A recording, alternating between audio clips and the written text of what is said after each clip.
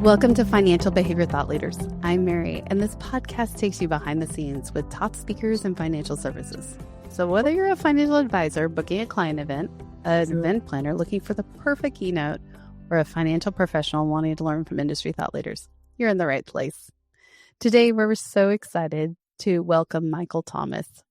Michael is one of the Financial Behavior Keynote Group's exclusive speakers, and he's known for weaving behavioral finance, empathy, and real-world insight into transformative experiences for advisors and clients alike.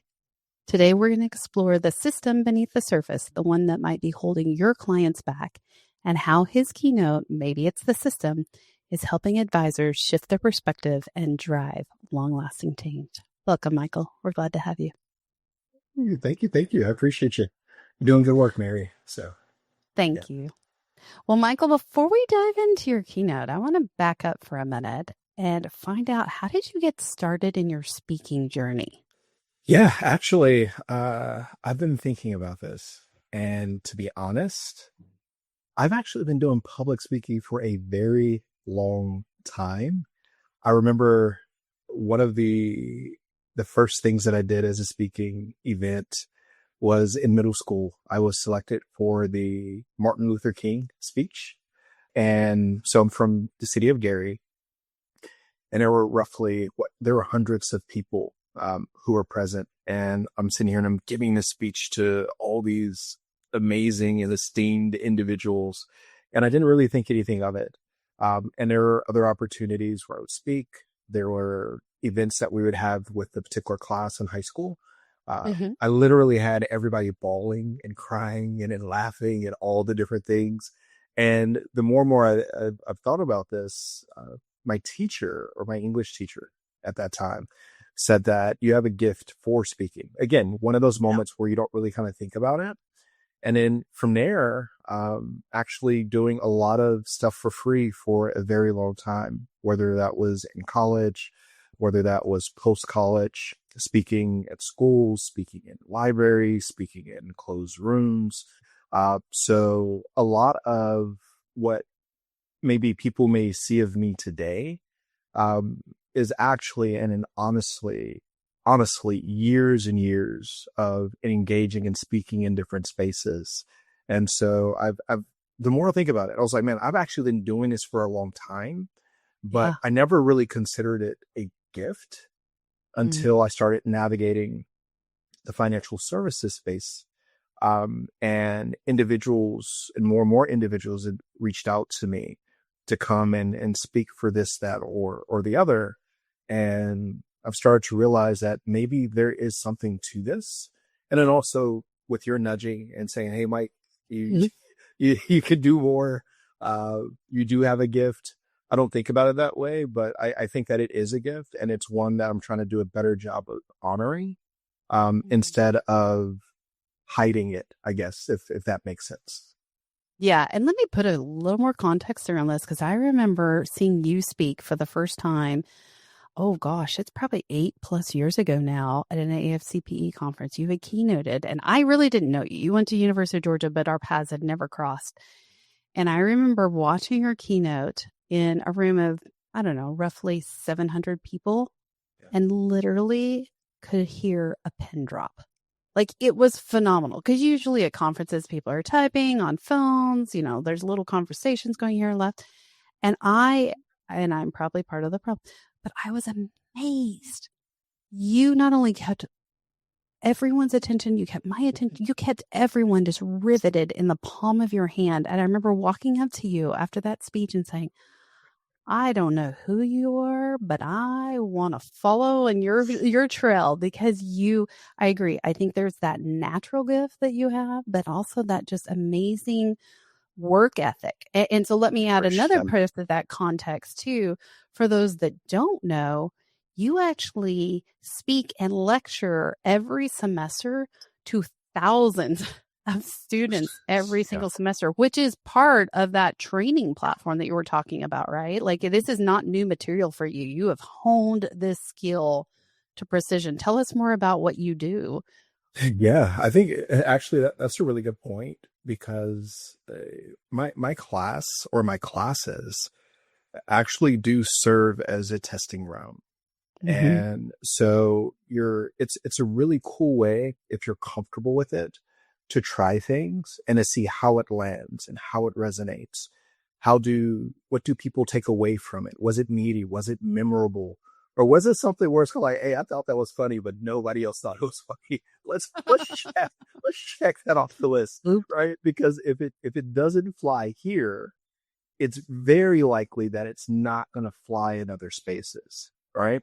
And so it is a really cool space to see how far you can push things as it relates to sensibility. There are a lot of dynamics in the United States right now, unfortunately, that are polarized. And Yeah. so when we're speaking to audiences, we're speaking to a diverse group of individuals. And we always want to be able to drive a narrative and to drive a message, but we also don't want to shut people down, even if Yep. they have different viewpoints. So it's also this cool space of saying, like, how can I craft a message and speak to what authentically I want to speak to, but also doing it in a loving and compassionate way, so individuals can hear you and doesn't drive division, right? But actually creates a space for, I never thought about it that way. And I trust you to engage further where I may have differences, because I know that you're not going to judge me or shame me or make me out to be this bad actor because I believe the way that I believe. But the thoughtfulness of what you spoke to kind of allowed for me to let my guards down a little bit. And honestly, that's the only way that we can grow. And it works both ways, not just for the people that we're speaking to, but also for the person who's on the stage once they're in and when they're off stage, to listen to these things and hear these things and think about creative ways to explore ideas or even pivot from ideas. And I've done that before, Yeah. because I realized that, hey, I'm not approaching this in the right way. And at the end of the day, I think that the work that we do is about impact. And I have this saying, all right, this is my vetting phrase. Is this about your ego or is this about the goal?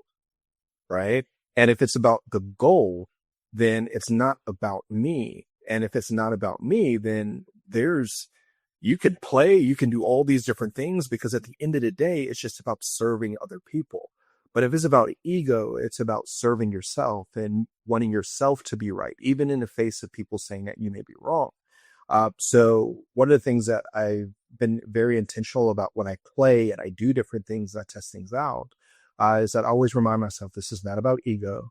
This is about the goal. And the goal is hopefully to have a lasting impact and to leave a legacy that lives beyond you. And so in everything that I do, I try to honor someone from the past.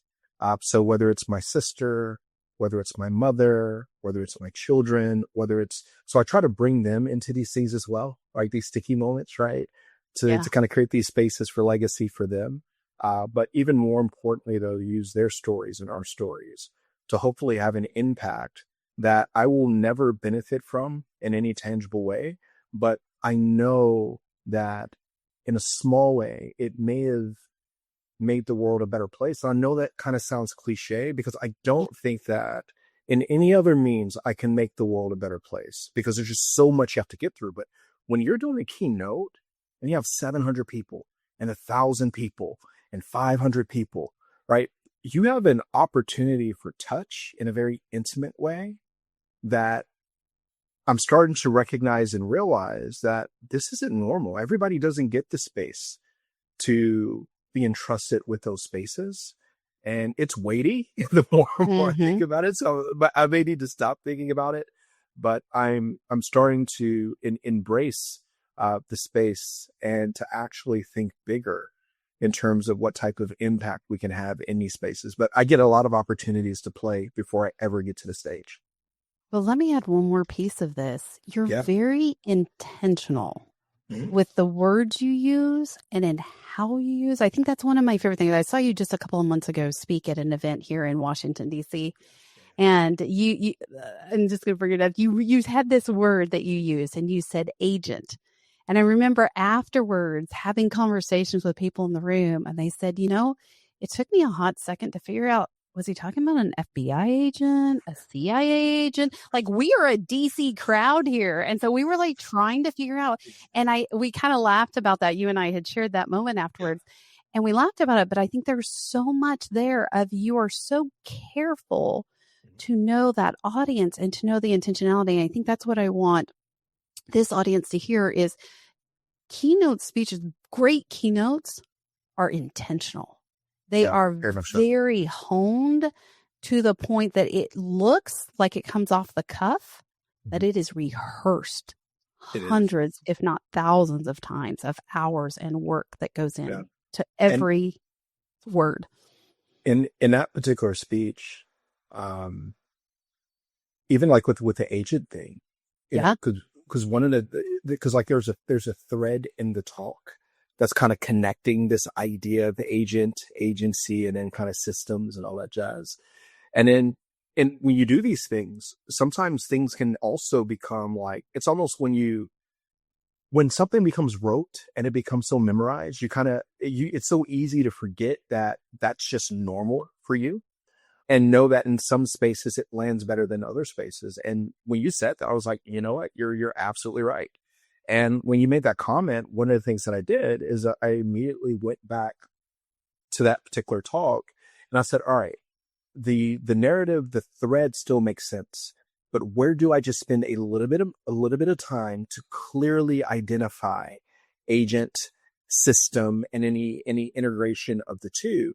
And because of that feedback, which I think is incredibly helpful, I've been able to make that talk even better. And that's the beautiful thing about this process is that we play. Sometimes things land the way that we want, but just because it lands the way that we want, right, doesn't mean that we should never stop, because that same speech at AFCPE, standing ovation. Yeah. Nobody really questioned the idea of agent workers. They're like, oh yeah, it's good. Right. But again, this is not about ego. It's about Vigo. And I could easily step back and say, I appreciate that insight, Mary, but, I don't see why they didn't get it, because I was very, very clear. I've done this before, and I'm not going to change anything. But in receiving that feedback, because if it comes up for multiple people, especially in that setting, then there's an opportunity to make it better, to drive it home better. And if you do that in that situation, then it makes it even better for the people who are already in the know. It's like you can't go wrong doing it. And when you spoke to like intentionality for that particular talk, I went and I researched the organization. I reviewed their mission and their vision statement. I used themes and threads of their language in that talk. So there are some slight moving parts, and I ended it with their mission in terms of how do we think about an agent and a system and the way that they're collaborating to make a significant or have a significant impact on the multiple constituencies that they're serving, so to speak. And to your point, that intentionality goes into doing your research, talking to the event organizer, asking tons of questions. I call it the thread. Like once I see it, then it's like, all right, I can thread it, right? You get the spirit of the thing and you start threading the spirit of the thing through your talk. That resonates with what the event organizer is trying to achieve. And then also being mindful of the sensibility of the individuals who are in the audience. And it's a fun process. I like to play. Well, you can tell why you are a fan favorite and why you connect so well with audiences is that intentionality and really working through it. So let's go into the next thing. You're really well known for this idea of financial empathy, financial therapy systems. You're really bringing that strong lens of equity and really social understanding into rooms. So tell us more about what you specialize in and really why does it matter right now? Yeah. I think big picture, what I specialize in is thinking about a process of empathy and not just empathy in and of itself.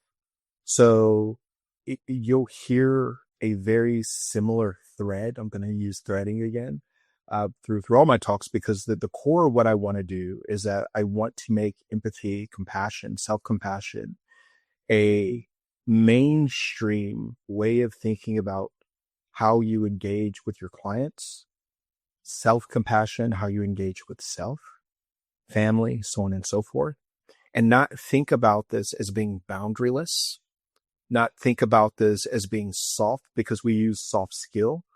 But when we use soft skill, and I'm speaking to a room full of men, that doesn't resonate. So I don't use soft skill for empathy. I use it's an essential skill. It's a necessary skill. And so again, that kind of gets back to sensibility and language and how we use it. Because again, if you speak to an audience, I need to know, am I motivating you with my words, my presentation, or am I demotivating you? And so in order to do this, I have to understand the sensibility of audiences and why there may be barriers. So empathy is just not walking in another person's shoes, because and for instance, for those of you who are listening right now, if the shoes I was wearing were wet, were grungy, there was dirt, there were different types of things that were on the shoes that you're kind of like, ooh, what is that? What did you just get finished walking through? Would anybody rationally say that, you know what, I'm going to engage in empathy, take off your shoes, I want to walk in them? No, it's just from a very human level. Nobody's going to say, take off your shoes and let me walk in them. What we want to do is that we want to imagine us experiencing your situation, but comfortably in the shoes that I'm already in. Right. Yeah. So that's a barrier when we start thinking about empathy and what it actually means to engage in this process of empathy to get to compassionate empathy. So in order to do that, we need to think about systems, right? We need to think about internal systems for myself as an individual, my emotional state, physiology, neurochemicals that are produced or not produced, what triggers, what are my cues for things, and what's my automated or my response to my adaptive response to these cues that kind of come up. What is that for me? Where did that come from? Why is it there? Did I even know that it was there? Right. And going into that deep exploration of self, because I feel like if I can get someone to be aware about their own self and experience, then it has to be posited that the other person across the table from me has their own unique experience, has their own unique circuitry, has their own. So now we're getting to, okay, I see what empathy is now, right? But it's also very much so rooted in self, at least initially.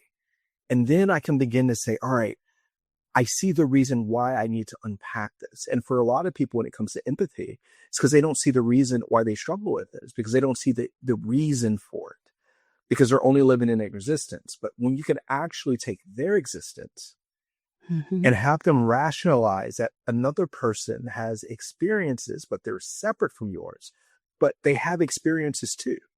You justify your own reasons for responding the way that you responded, or honking at that person who you thought cut you off, but maybe you just weren't paying attention. That was your response, right?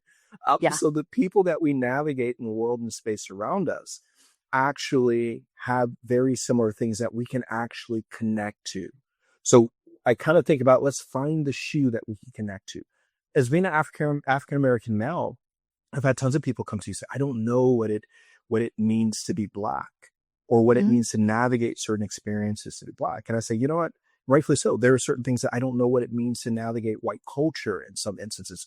It's mutually beneficial in a way that we're having this conversation. But what I will say is that, but do you know fear? But do you know emotions of shame? Do you know emotions of feeling like you're left out and not being embraced and being brought into, and you're the person outside? Because guess what? Those are human emotions. So the experience in and of itself is one thing, but the emotions that undergird it are universal. So we understand and connect, so we can find the right shoe to connect. Once we found the right shoe of connection, then someone says, I know what fear feels like. And for a daughter who is going out at night and it's not well lit and I'm concerned about her safety, I know what that fear feels like now because I'm a daughter. I know what it feels like, generally speaking. So when we understand fear, we understand these emotions, and we can contextualize it cognitively and just our understanding of it, we can then begin to move to compassion. Is how do we respond in such a way with kindness and care that takes into consideration the experience of this person, where them achieving what it is that they hope to achieve or they desire to achieve or the life that they live for, the solutions that I provide are not going to be based on my context, my shoes, my social capital, my resources, my access. My solutions are compassionately going to be rooted in, well, maybe how can I utilize what I have to give to this person so they can actually step in my shoes to actually navigate things because I'm lending those in this process while also thinking about the barriers that they face that I don't, and how you can advocate for or help that person see around some hurdles that they don't have the capacity to see because they're triggered emotionally. So the benefit that I bring here is that now I can see it, but I'm not emotionally driven by it, but I understand the emotion. So I can use my prefrontal cortex to then to begin to help this individual engage in a process of taking meaningful action while we're trying to mitigate their amygdala and their flight and fight response. And so that they can begin to trust this action because historically in the systems that they navigate, I've been here before, this doesn't work. Now we're talking about the parietal lobe of the brain, like history, like the Rolodex of things.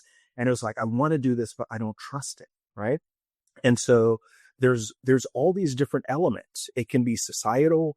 It can be family dynamics. It can be a husband and spouse. Like I want to invest. I want to do all these different things, but there's tension in a household. That's a system. So if somebody comes to me and they're not investing, I just can't say that they don't care.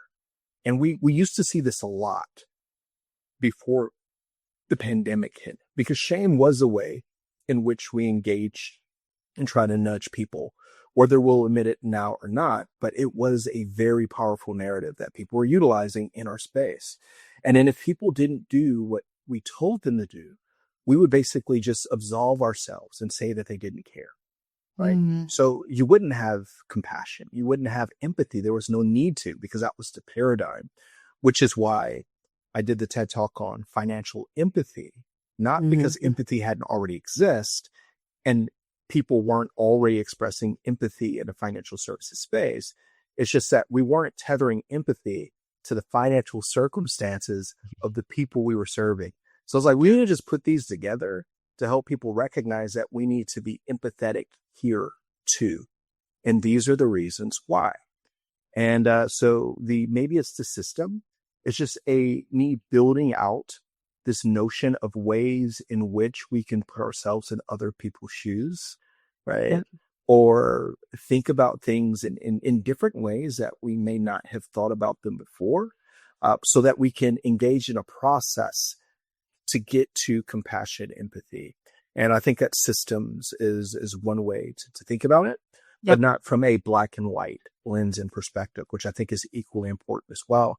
Because when we think about systems, oftentimes we think about them from racial divides, but systems are abundant everywhere.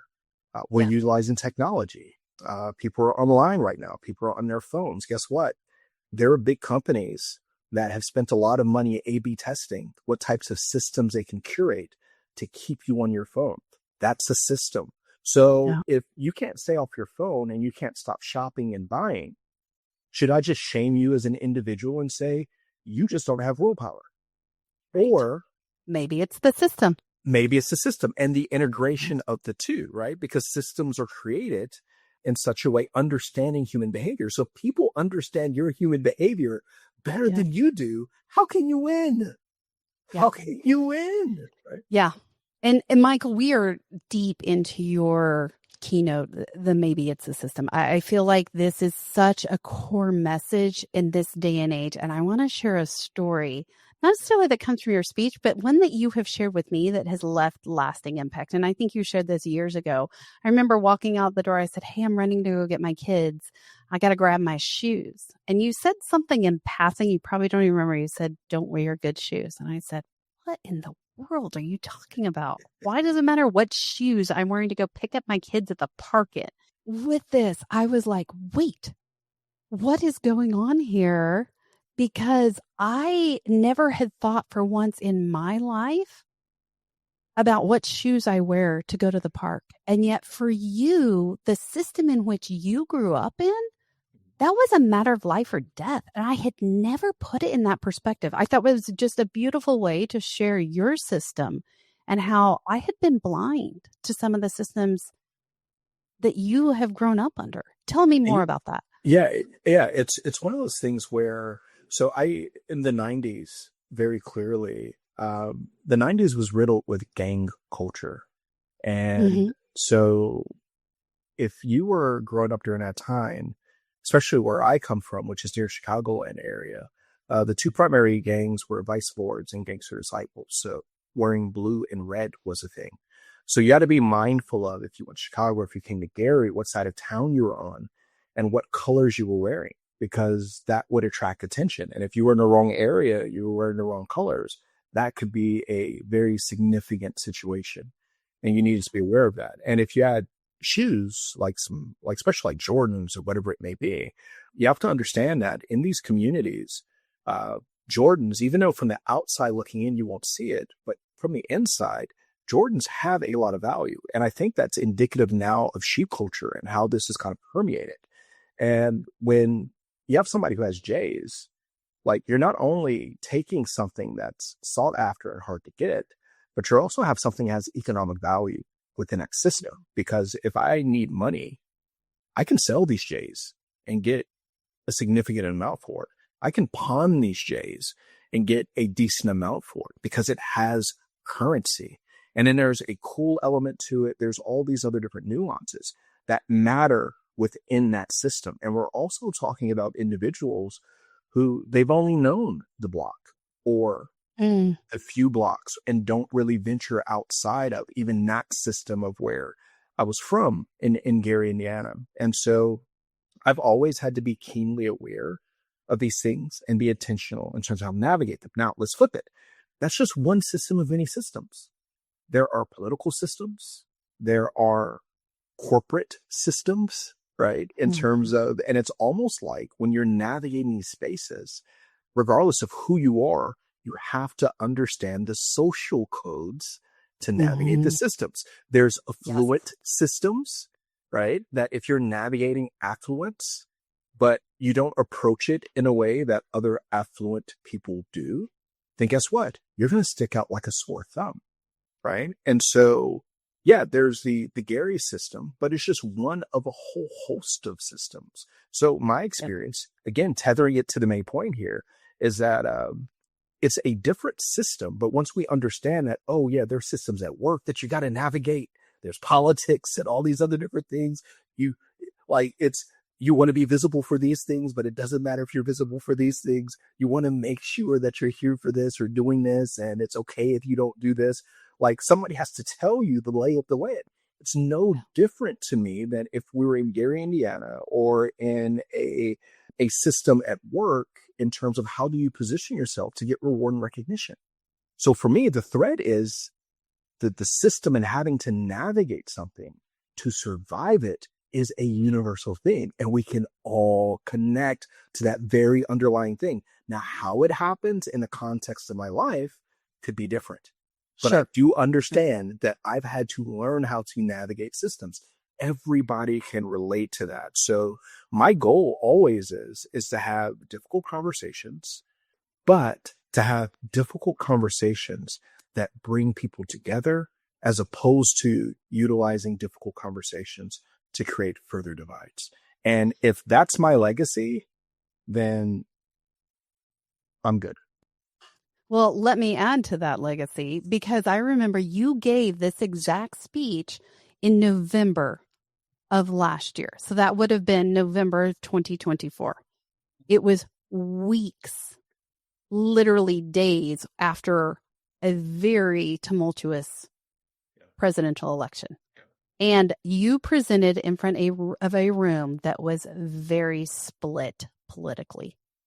And I remember being a little nervous. I'm not going to lie. I knew this was the speech you're giving. And I was like, oh my goodness, it's going to depend a lot about where this lands and how it lands. Yeah. And Michael, I was blown away with how you navigated this delicate topic, because it can go one side or another really quick. And the way you navigated that topic with a very divided audience, and I have to tell everyone, at the end of it, received a standing ovation from everyone in the room. Didn't matter what political line, economic line, racial line, standing ovation because you were able to navigate difficult conversations about these systems in a beautiful way that allowed everybody to feel and connect to be a part of it, of just what you said earlier, the humanity of it versus the divisiveness of it all.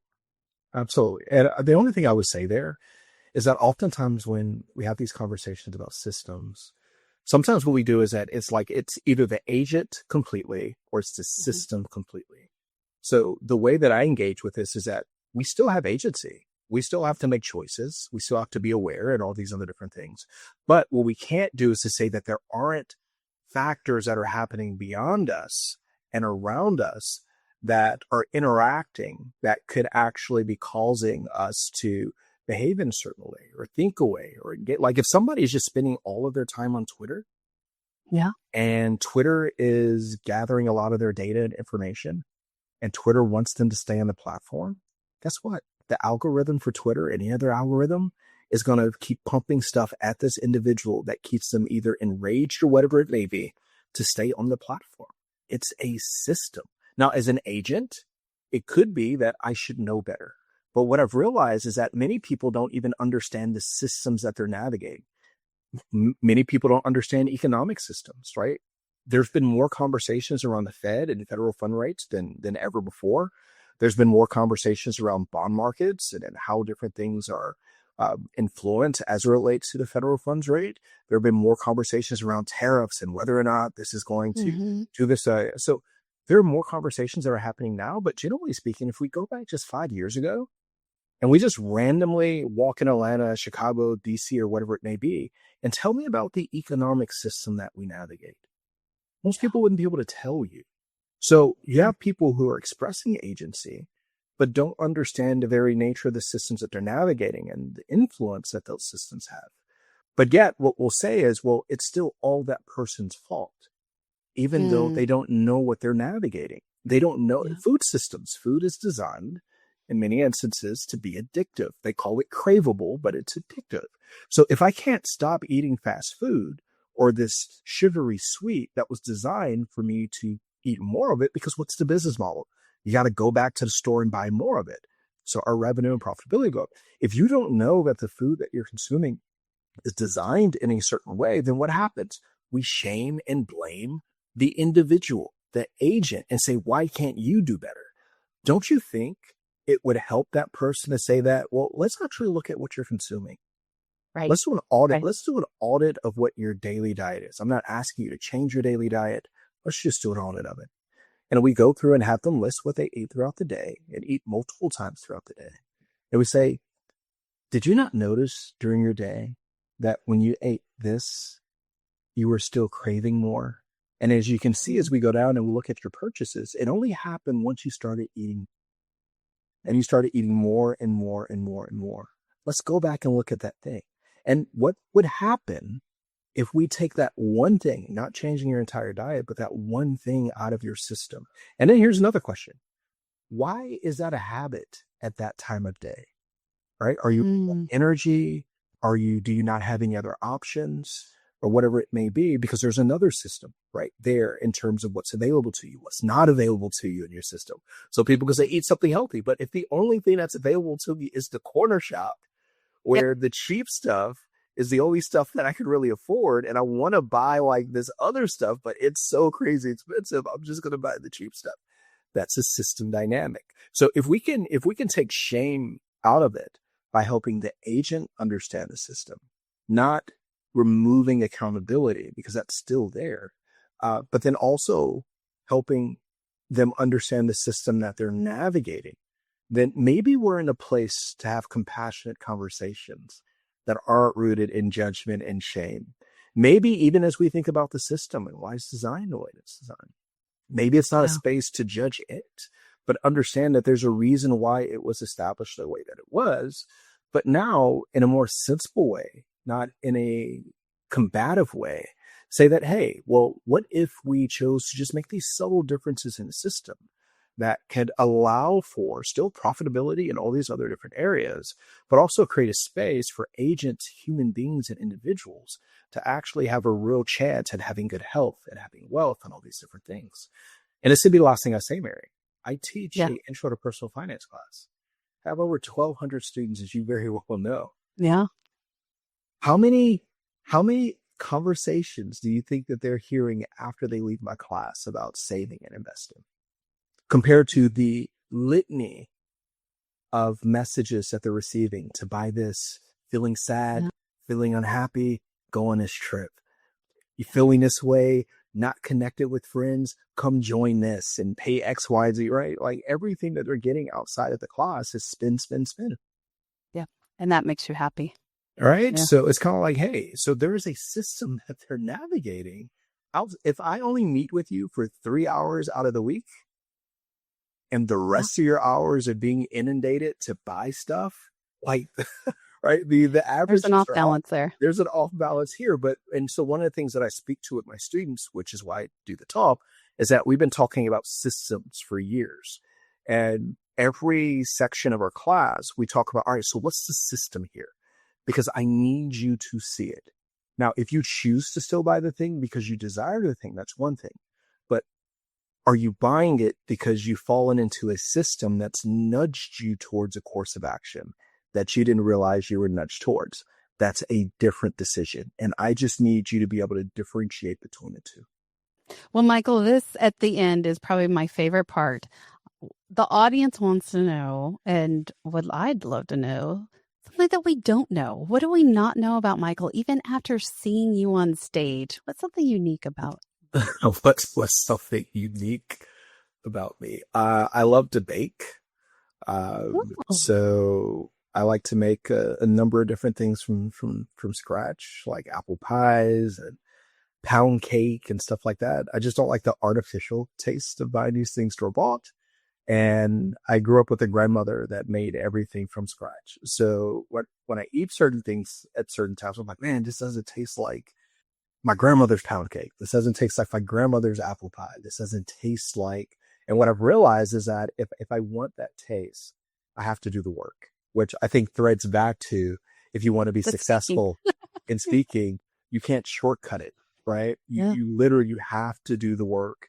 You have to be willing to fail, like me making my first pie crust, right? Because then you realize that, because grandma might tell you, or you might have the recipe, but there's always the tricks of the trade that you don't really realize. Like, oh, you got to keep the dough cool and on a cool surface as you're rolling it out, so you can actually fold it and get it into the pie plate, right?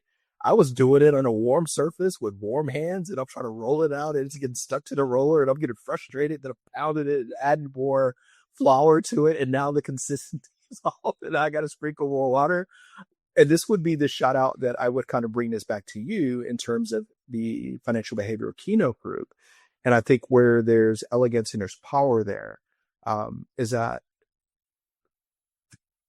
like I just said, if you can work with a group of individuals who've kind of been there and done that, you don't have to go through that painful process of learning how to roll out the dough and do all that good stuff. It takes time and wasted time and wasted opportunities.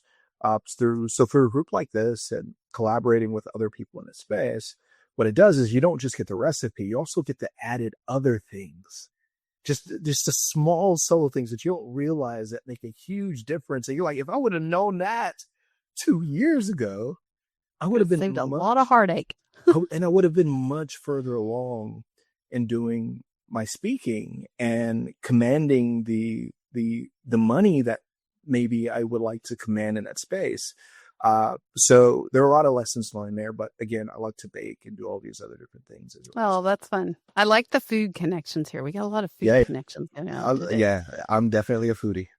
I love it. Well, Michael, thank you so much for your time. And if you're looking to book a speaker who can help your audience rethink about how systems, social capital, and behavioral insight come together and to create good financial outcomes, Dr. Michael Thomas brings heart, research, and powerful frameworks to the stage. You can learn more and book Michael at keynote.financial. Thanks so much for joining us on Financial Behavior Thought Leaders. We'll be back soon with more conversations that bring you closer to the leading voices in financial services.